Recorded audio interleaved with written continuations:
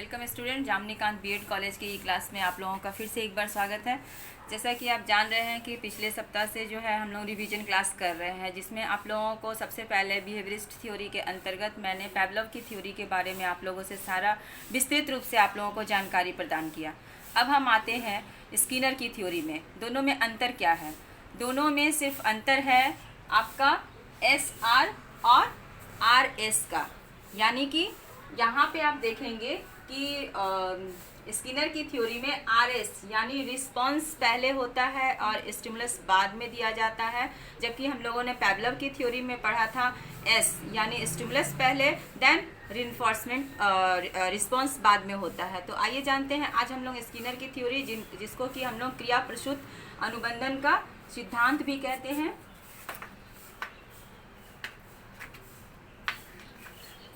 ये है आपका RS थ्योरी, शॉर्ट फॉर्म में जो है ये आपका रिस्पॉन्स स्टिमुलस थ्योरी इसको बोलते हैं। RS थ्योरी को ये क्रिया प्रसूत अनुबंधन के नाम से भी जाना जाता है, जिसे हम लोग BF स्किनर की थ्योरी भी कहते हैं। तो BF स्किनर की थ्योरी है क्या, आज उसके बारे में हम लोग जानेंगे।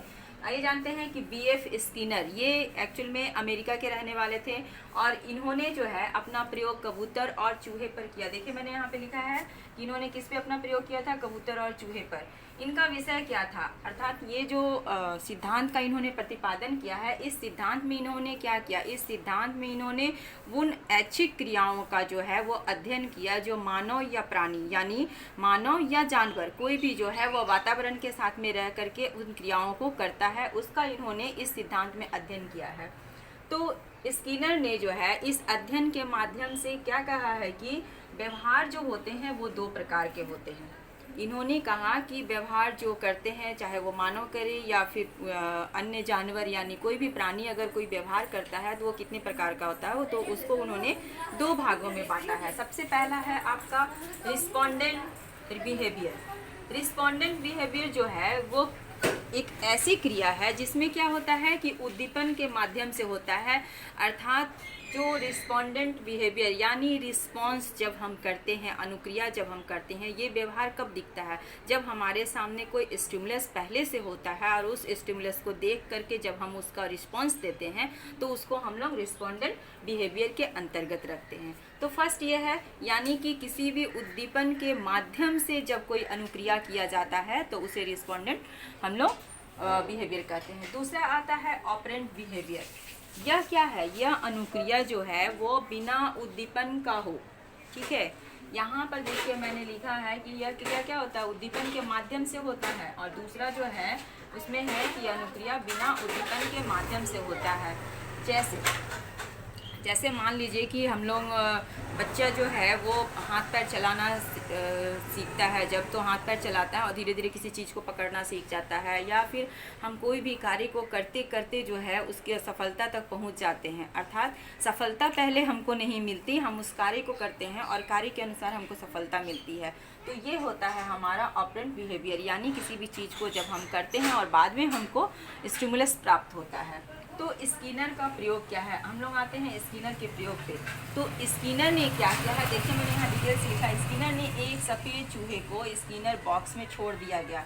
स्किनर ने जिस बॉक्स में इस प्रयोग को किया है उसे स्किनर बॉक्स के नाम से भी जानते हैं। तो ये ध्यान देने वाली बात है, ये ऑब्जेक्टिव टाइप क्वेश्चन में पूछता है कि स्किनर बॉक्स है क्या, या स्किनर बॉक्स का जो है विस्तृत रूप से विवेचना करे, इस तरह का क्वेश्चन आता है। तो स्किनर ने क्या किया कि एक चूहे को, एक सफ़ेद चूहे को जो है, भूखे चूहे को बॉक्स में छोड़ दिया, और वो बॉक्स क्या था, वो साउंड प्रूफ था यानी ध्वनि रोधी था।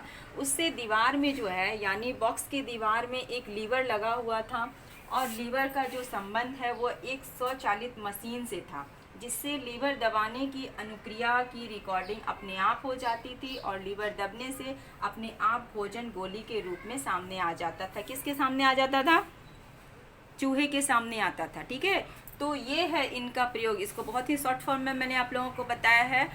कि स्किनर ने अपना प्रयोग एक सफ़ेद चूहे पर किया। उस प्रयोग करने के लिए उसने एक बॉक्स बनाया। वो बॉक्स क्या था? साउंड प्रूफ था। और वो जो साउंड प्रूफ था, उस बॉक्स के अंदर में एक लीवर लगा हुआ था और उस लीवर में जो है, उस लीवर का संबंध किससे था? एक स्वचालित मशीन से था, जो कि खुद ब खुद रिकॉर्डिंग होता था कि चूहा बॉक्स के अंदर में क्या कर रहा है, कौन सा एक्टिविटी कर रहा है, कैसे वो नोच रहा है। तो चूहा जो है वो पूरे बॉक्स में घूमता है, नोचता है, सूंघता है और लास्ट में जो है वो अचानक ही उस लीवर पे उसका पैर पड़ जाता है और वो लीवर दब जाता है। तो लीवर की दबने से जो है उसको भोजन की प्राप्ति होती है। यहाँ पर भोजन क्या है आपका?